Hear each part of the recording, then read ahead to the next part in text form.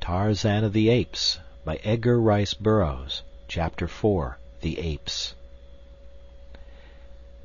In the forest of the tableland a mile back from the ocean, old Kerchak the ape was on a rampage of rage among his people.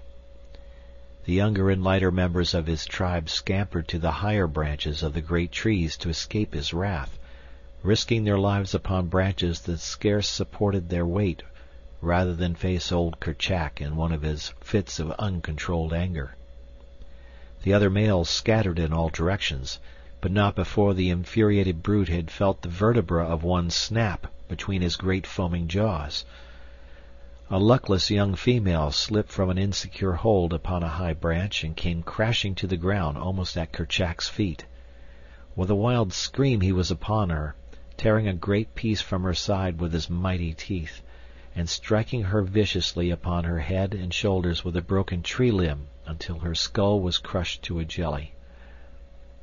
And then he spied Kala, who, returning from a search for food with her young babe, was ignorant of the state of the mighty male's temper until suddenly the shrill warnings of her fellows caused her to scamper madly for safety. But Kerchak was close upon her, so close that he had almost grasped her ankle had she not made a furious leap far into space from one tree to another, a perilous chance which apes seldom if ever take, unless so closely pursued by danger that there is no alternative. She made the leap successfully, but as she grasped the limb of the further tree the sudden jar loosened the hold of the tiny babe where it clung frantically to her neck, and she saw the little thing hurled, turning and twisting, to the ground 30 feet below. With a low cry of dismay Kala rushed headlong to its side, thoughtless now of the danger from Kerchak, but when she gathered the wee mangled form to her bosom, life had left it.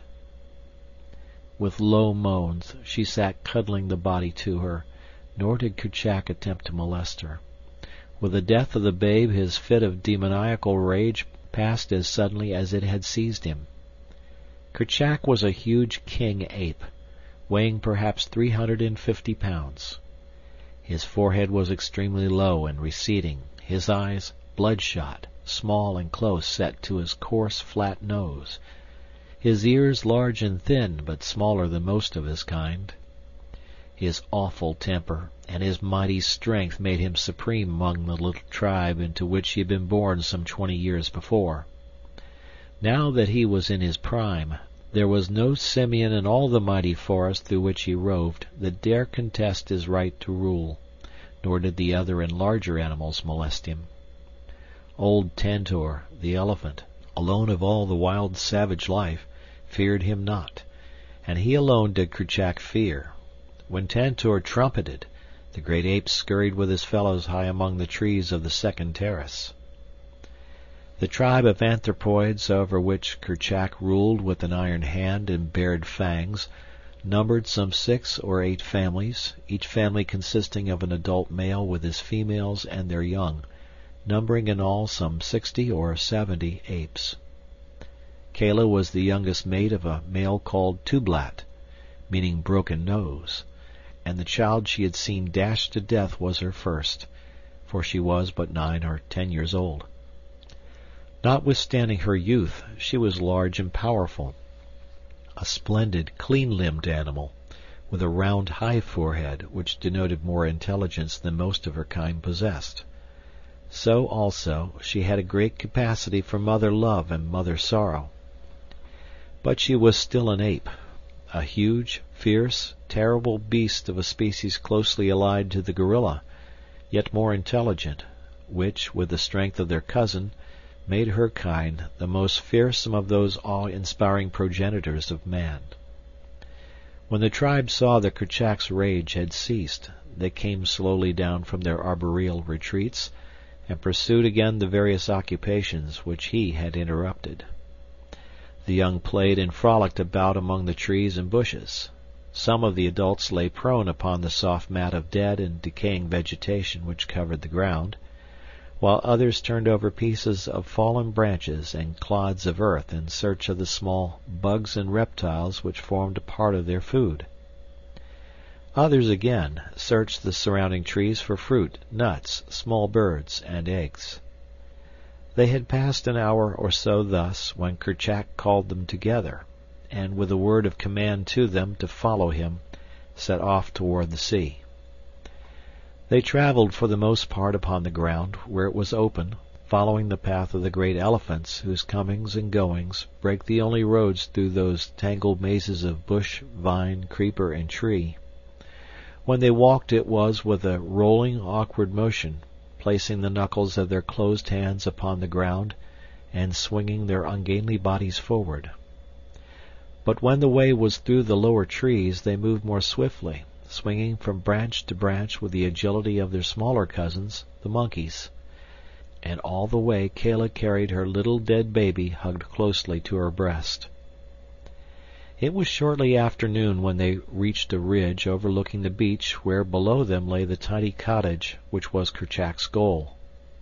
He had seen many of his kind go to their deaths before the loud noise made by the little black stick in the hands of the strange white ape who lived in that wonderful lair, and Kerchak had made up his brute mind to own that death-dealing contrivance, and to explore the interior of the mysterious den. He wanted very, very much to feel his teeth sink into the neck of the queer animal that he had learned to hate and fear, and because of this he came often with his tribe to reconnoiter, waiting for a time when the white ape should be off his guard. Of late they had quit attacking, or even showing themselves, for every time they had done so in the past the little stick had roared out its terrible message of death to some member of the tribe. Today there was no sign of the man about, and from where they watched they could see that the cabin door was open. Slowly, cautiously, and noiselessly they crept through the jungle toward the little cabin. There were no growls, no fierce screams of rage. The little black stick had taught them to come quietly lest they awaken it. On they came until Kerchak himself slunk stealthily to the very door and peered within. Behind him were two males, and then Kala, closely straining the little dead form to her breast. Inside the den they saw the strange white ape lying half across a table, his head buried in his arms, and on the bed lay a figure covered by a sailcloth, while from a tiny rustic cradle came the plaintive wailing of a babe. Noiselessly Kerchak entered, crouching for the charge, and then John Clayton rose with a sudden start and faced them. The sight that met his eyes must have frozen him with horror, for there within the door stood 3 great bull apes, while behind them crowded many more. How many he never knew, for his revolvers were hanging on the far wall beside his rifle, and Kerchak was charging. When the king ape released the limp form which had been John Clayton, Lord Greystoke, he turned his attention toward the little cradle, but Kala was there before him, and when he would have grasped the child, she snatched it herself, and before he could intercept her she had bolted through the door and taken refuge in a high tree. As she took up the little live baby of Alice Clayton, she dropped the dead body of her own into the empty cradle, for the wail of the living had answered the call of universal motherhood within her wild breast, which the dead could not still. High up among the branches of a mighty tree she hugged the shrieking infant to her bosom, and soon the instinct that was as dominant in this fierce female as it had been in the breast of his tender and beautiful mother, the instinct of mother-love, reached out to the tiny man-child's half-formed understanding, and he became quiet.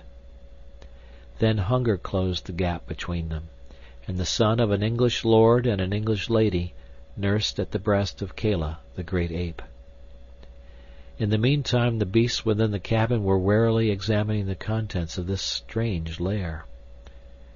Once satisfied that Clayton was dead, Kerchak turned his attention to the thing which lay upon the bed, covered by a piece of sailcloth.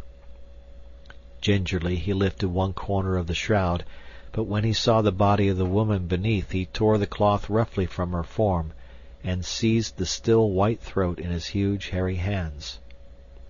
A moment he let his fingers sink deep into the cold flesh, and then, Realizing that she was already dead, he turned from her, to examine the contents of the room, nor did he again molest the body of either Lady Alice or Sir John. The rifle hanging upon the wall caught his first attention. It was for this strange, death-dealing thunderstick that he had yearned for months. But now that it was within his grasp, he scarcely had the temerity to seize it.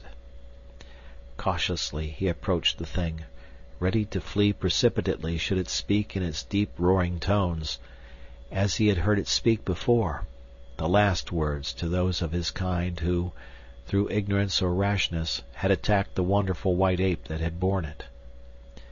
Deep in the beast's intelligence was something which assured him that the thunderstick was only dangerous when in the hands of one who could manipulate it, but yet it was several minutes ere he could bring himself to touch it. Instead, he walked back and forth along the floor before it, turning his head so that never once did his eyes leave the object of his desire. Using his long arms as a man uses crutches, and rolling his huge carcass from side to side with each stride, the great king-ape paced to and fro, uttering deep growls, occasionally punctuated with the ear-piercing scream, than which there is no more terrifying noise in all the jungle. Presently he halted before the rifle. Slowly he raised a huge hand until it almost touched the shining barrel, only to withdraw it once more and continue his hurried pacing. It was as though the great brute, by this show of fearlessness, and through the medium of his wild voice, was endeavoring to bolster up his courage to the point which would permit him to take the rifle in his hand. Again he stopped, and this time succeeded in forcing his reluctant hand to the cold steel, only to snatch it away almost immediately and resume his restless beat. Time after time this strange ceremony was repeated, but on each occasion with increased confidence, until finally the rifle was torn from its hook and lay in the grasp of the great brute. Finding that it harmed him not, Kerchak began to examine it closely. He felt of it from end to end, peered down the black depths of the muzzle, fingered the sights, the breech, the stock, and finally the trigger. During all these operations the apes who had entered sat huddled near the door watching their chief, while those outside strained and crowded to catch a glimpse of what transpired within. Suddenly Kerchak's finger closed upon the trigger.